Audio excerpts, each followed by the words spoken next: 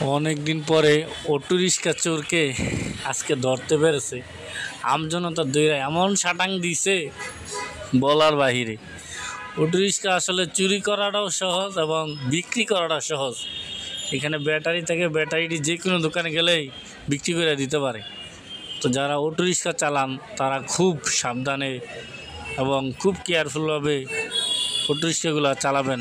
এটা যেহেতু GPS tracker কিছু থাকে না, যার কারণে চুরি হইল সিসিটিভি থাকলেও বের করা অসম্ভব, কারণ এটা কোনো নাম্বার নাই, বিআরটির কোনো নাম্বার থাকে না, যার কারণে এটা বিক্রি করাও তুলনামূলক সহজ হয়ে যায়।